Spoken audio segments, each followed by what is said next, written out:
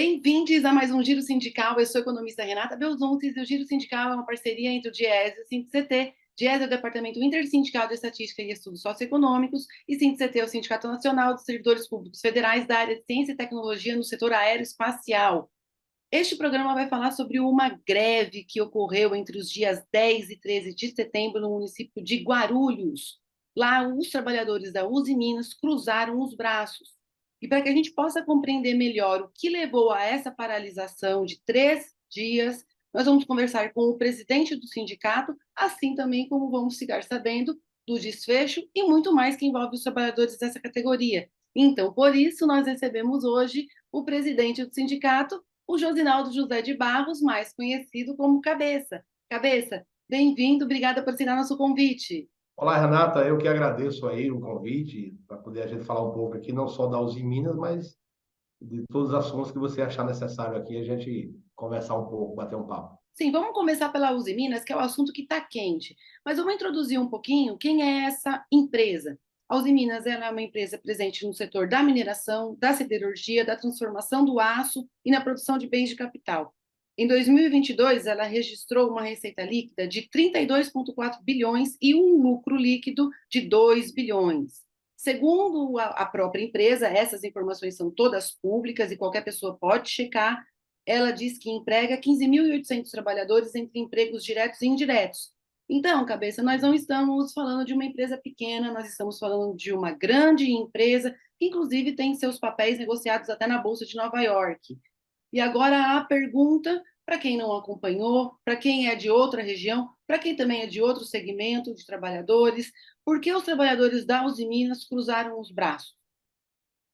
Então, Renata, foi justamente por causa da PLR que estava sendo discutida. O ano passado, a empresa distribuiu um valor bem considerado aos trabalhadores da PLR, participação no lucro e resultado, baseado justamente nesse faturamento. No ano passado, quem menos pegou o valor de PLR pegou R$ 6.000. E a greve, a greve ela foi justamente por causa dessa negociação que a empresa vem segurando desde março. Geralmente, no mês de março, negocia-se o plano de PLR, as metas, todos os parâmetros do acordo, e aí a gente aprova em assembleia para poder as pessoas saberem qual é a meta que tem que cumprir durante o ano. E chegou o mês de final de agosto, né? Agora nós já estamos em setembro, e a empresa não tinha ainda apresentado um plano de metas. E aí foi onde os trabalhadores se revoltaram com a proposta da empresa. Depois de mais de 6 meses de atraso, a empresa apresentou um plano de metas onde não tinha nenhum valor de antecipação e só se atingisse aí um EBITDA, um faturamento acima de 270 milhões de reais. E aí, já praticamente com 8 meses se passaram, o faturamento até agora está em 68 milhões e impossível de bater essa meta. E aí foi a discussão com a empresa foi a exaustão, não tinha mais como avançar, os trabalhadores decidiram parar. A Uzi Minas também tem outros problemas, não era só, não parou, não foi só por causa da PLR.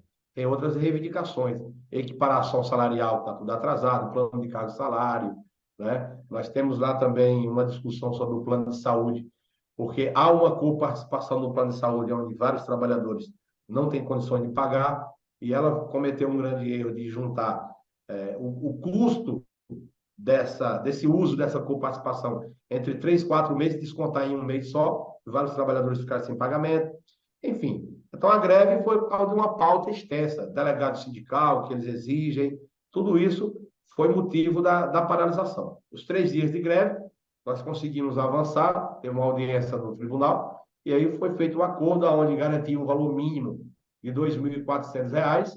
Aí sim, se, dependendo do atingimento do EBIT, que é o faturamento, vai aumentando o valor da PLR, podendo ultrapassar, inclusive, o valor do ano passado, se explodir de faturamento o resto do ano aí. Então, em relação à PLR, teve avanço.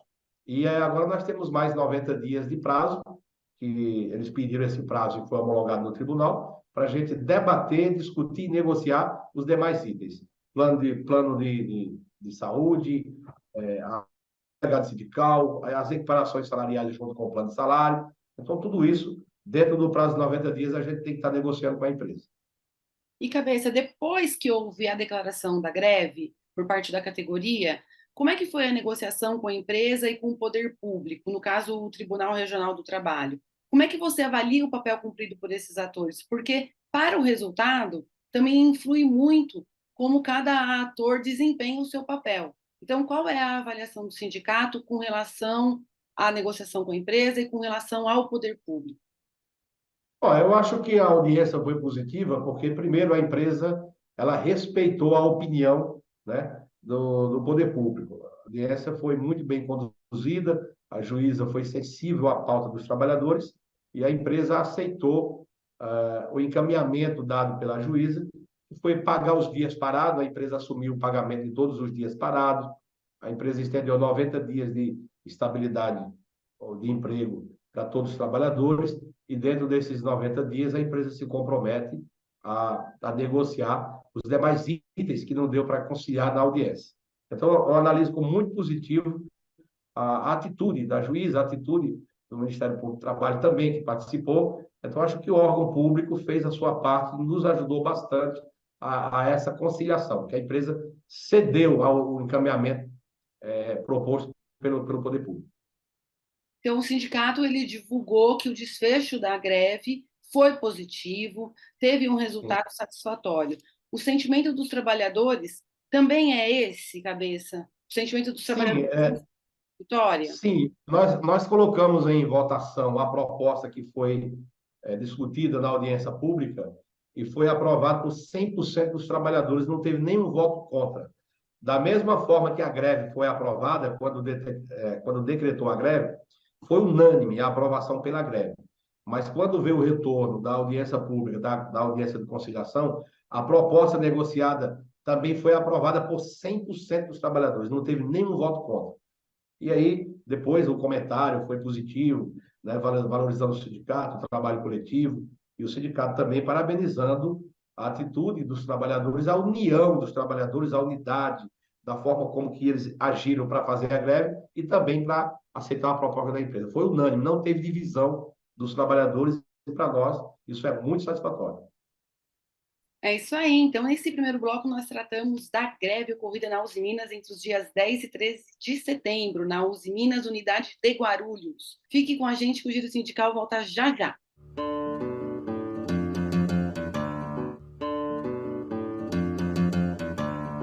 O Giro Sindical está de volta e este programa recebe o Cabeça, presidente do Sindicato dos Metalúrgicos de Guarulhos e região. Cabeça, a gente já comentou aqui sobre a greve da Uzi Minas, que foi um acontecimento de grande repercussão, de repercussão nacional, até porque a empresa ela é muito grande, ela está presente em vários estados, então repercute mesmo. Mas vamos aproveitar então e vamos apresentar quem é o Sindicato dos Metalúrgicos de Guarulhos, para quem está nos acompanhando. É um sindicato filiado à Força Sindical e tem décadas de existência. Conta um pouquinho qual é o número de trabalhadores na base, quais são as principais empresas, como é o perfil do trabalhador que vocês representam aí hoje, cabeça? Então, Renato, o Sindicato dos Metalúrgicos de Guarulhos ele tem 60 anos, ele foi fundado em 63 e já em 64 sofreu uma intervenção militar por conta do golpe de Estado quando caçaram João Goulart em 64. O governo militar também interveio no sindicato, né? Ele indica que um interventor, toda a diretoria foi destituída, só um ano depois conseguiu voltar ao comando do sindicato e temos na base hoje 45 mil trabalhadores. Nos anos 80 até 90, éramos 90 mil, mas aí por conta da automação e da terceirização, que foi diminuindo a base metalúrgica, hoje nós somos 45 mil. No governo Lula, de 2003 a 2012, mais ou menos, chegamos a 58 mil trabalhadores, né? Aumentou 20, saímos de 38 mil, quando o Lula assumiu o primeiro mandato, e fomos a 58 mil, aumentou 20 mil trabalhadores metalúrgicos só no governo Lula. Aí depois que entrou a Dilma, ali até 2014, conseguiu se manter, mas depois aí foi caindo, aí com a derrubada da Dilma, com o golpe, que eu considero um golpe, também foi caindo bastante. Voltamos aos patamares de 40 mil, e esse ano, de janeiro para cá, nós já aumentamos também em quase 2 mil trabalhadores depois que o Lula assumiu, e a gente está muito otimista, né, com o governo progressista, com o governo Lula, porque a gente vê o setor metalúrgico reagindo, não só o setor metalúrgico, eu acredito que todo o segmento industrial ele tem uma reação positiva, né, vamos dizer assim, uma crescente e uma expectativa de crescimento do país e retornando aí o emprego na indústria, que é muito importante. Cabeça, nas últimas décadas, o Brasil passou pelo chamado processo de desindustrialização, que a gente entende Sim. como a perda do produto da indústria no produto total, na geração de riqueza total, e também a perda da participação do emprego industrial no emprego total. Como é que esse processo se desenrolou em Guarulhos? Vocês sentiram esse processo com o fechamento de empresas, com a perda de empregos, ou ele passou suave? Como é que vocês passaram por esse processo e como é que vocês enfrentaram ou vêm enfrentando essas mudanças que parece que ainda não cessaram?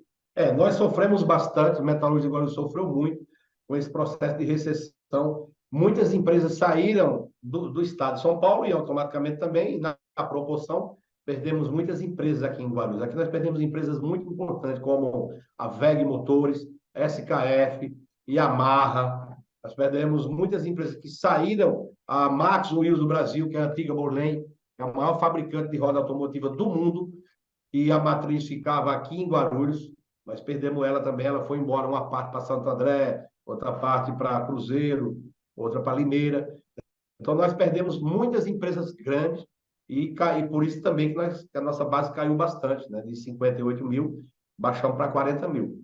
Porque só nos últimos 3, 4 anos, nós perdemos aí mais de 10 mil metalúrgicos de empresa que mudou de Guarulhos. Foi para Minas Gerais, foi para o Nordeste, né? Como a Duchas Colonna também era aqui em Guarulhos, foi embora para Sergipe. E muitas empresas vão para alguns estados por causa da guerra fiscal, o ICMS que é mais barato, e também mão de obra mais barata, movimento sindical que não é tão atuante como o da Grande São Paulo, como o de Guarulhos, São Bernardo, Osasco, enfim.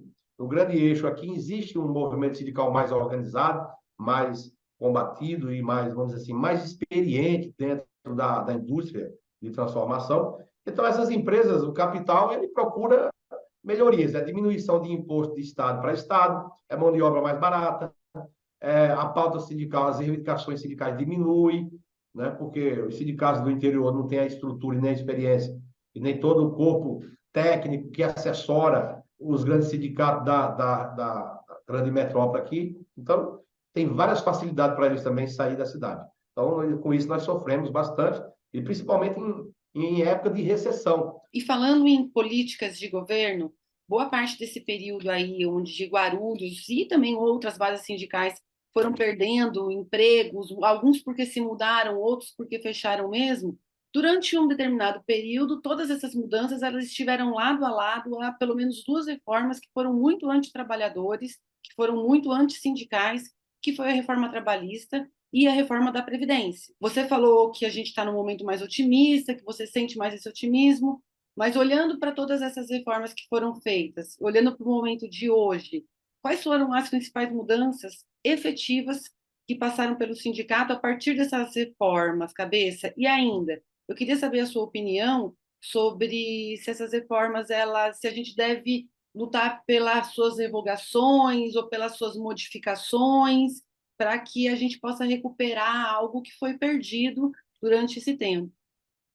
Então, Renata, assim, a reforma trabalhista lá do Michel Temer, 2017, ela prejudicou muito os trabalhadores e a própria instituição sindical. Porque quando a grande mídia brasileira divulgou que a reforma era boa para a população, porque ia gerar emprego, ia acabar com a burocracia, ela fez a propaganda, né, baseada só no fim do imposto sindical. A classe trabalhadora apoiou porque o que é que eles pensaram? Os trabalhadores pensaram: nós não vamos mais pagar o imposto sindical, aquele um dia do mês de março, nós vamos deixar de pagar. Só que a grande mídia, ela não divulgou que, com o fim do imposto sindical também, vinha retirada de direitos, vinha flexibilização da CLT, permitindo que o empresariado, né, fizesse acordo individual, até para diminuir a taxa, o fundo de garantia, a multa de 40 para 20 em caso de acordo. Você sabe que muitas empresas, quando quer demitir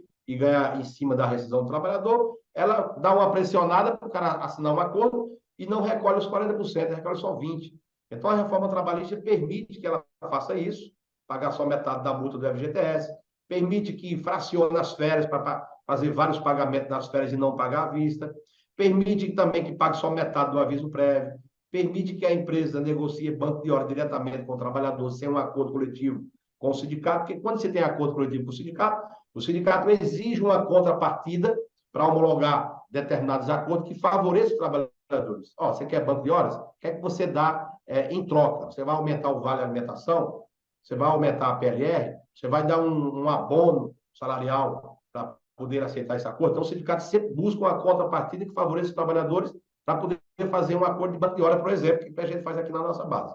Sempre tem uma contrapartida. Quando a empresa negocia direto com o trabalhador, ela impõe, o trabalhador fica com medo, aceita aquela regra individual ali, e eu costumo até brincar e zoar. Falo, olha, é a mesma coisa de botar uma raposa e uma galinha dentro de um galinheiro, e a raposa toda vez vai ganhar a briga com a galinha. Então, é a mesma coisa de colocar um trabalhador, expor ele para negociar direto com o dono da empresa. Então, a reforma trabalhista permite o emprego intermitente, trabalho intermitente, que é prestar serviço para 2, 3 empresas e ganhar apenas um salário. Então, ela precariza a relação de trabalho e quem perde é os trabalhadores, enfraquece o sindicato. Então, tudo isso atrapalhou, prejudicou, os trabalhadores saíram enfraquecidos e o nosso setor metalúrgico só não sentiu muito, por quê? Por causa da convenção coletiva. Tanto a convenção coletiva dos metalúrgicos, como de qualquer categoria que é organizada e tem convenção coletiva, a convenção protege com o piso mínimo da categoria, percentual de hora extra acima do que manda a CLT, adicional noturno maior. No caso, a nossa aqui, o adicional é de 35%, não de 25%, como manda a lei. Enfim, é o guarda-chuva da convenção coletiva que protege os trabalhadores para não serem, vamos dizer assim, massacrados pela reforma trabalhista. Agora que os trabalhadores estão entendendo isso, e estão até apoiando, né, a nova resolução do STF, onde o sindicato tenha o direito de cobrar uma taxa assistencial no período que assinar um acordo coletivo favorecendo os trabalhadores, assinar uma convenção coletiva que favoreça os trabalhadores do ponto de vista financeiro, que traga reajuste salarial. Então, o sindicato precisa ser mantido pelos trabalhadores. Isso está sendo agora, os trabalhadores estão percebendo que foi um golpe de verdade, né, na flexibilização das leis de trabalho, mas só tirando e prejudicando os trabalhadores. O Giro Sindical vai fazer mais um intervalinho e a gente volta já.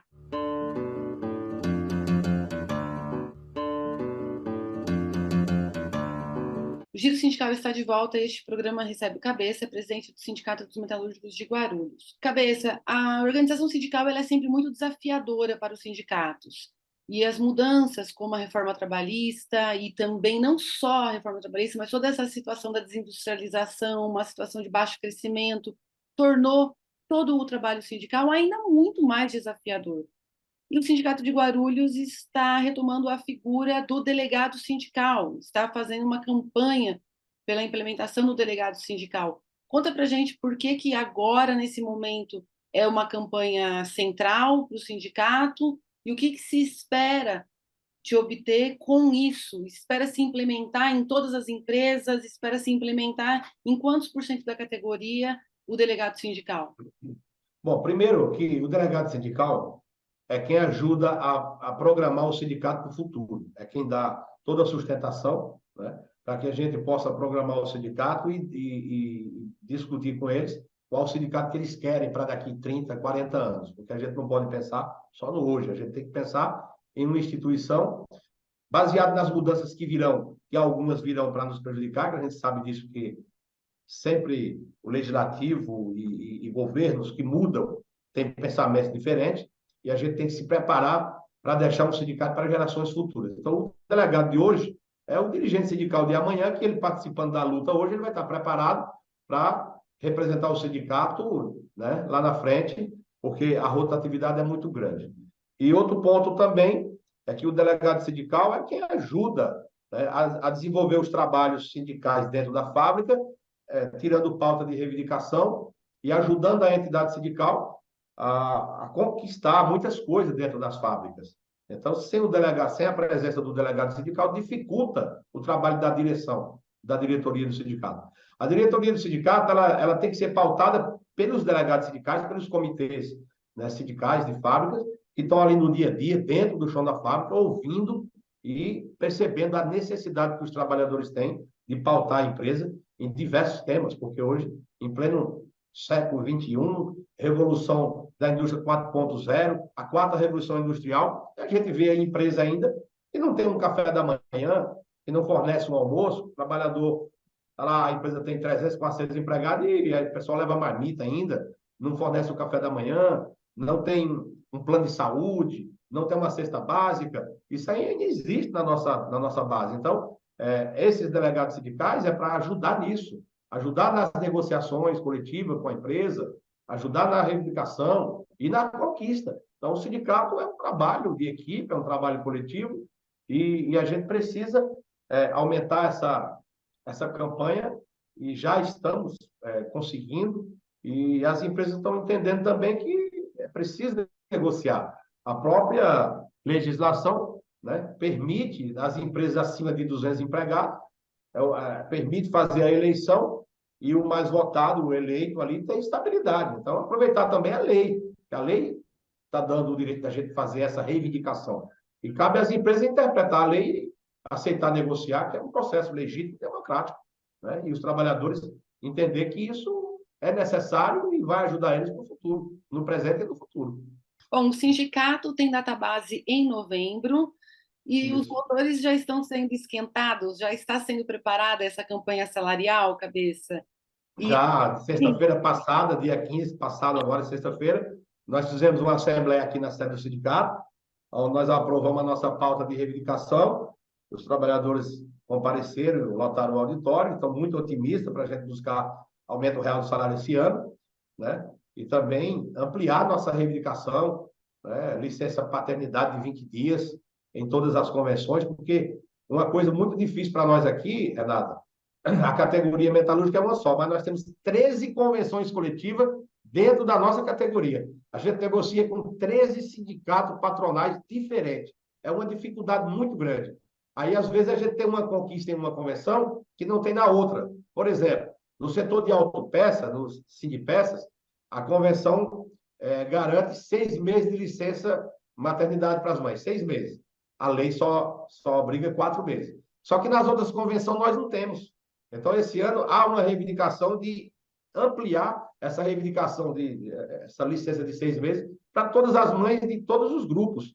Não é? Por que a mãe lá do Sindipeças tem direito de 6 meses, aí a mãe que trabalha numa fábrica de lâmpada, eletroeletrônico, não tem direito a 6 meses? Mãe é mãe, seja aquela que corta cana lá na roça ou a engenheira que está na NASA. houve o ganho, houve um saldo positivo aí na região, na categoria de 2.000 trabalhadores, e a gente tem um governo que, em 6 anos, diferente do que a gente teve nos últimos 6 anos, que não é um governo anti-trabalhador, não é um governo anti-sindicato. Você considera que esses são elementos para uma campanha salarial mais favorável e que pode gerar maiores expectativas de ganho?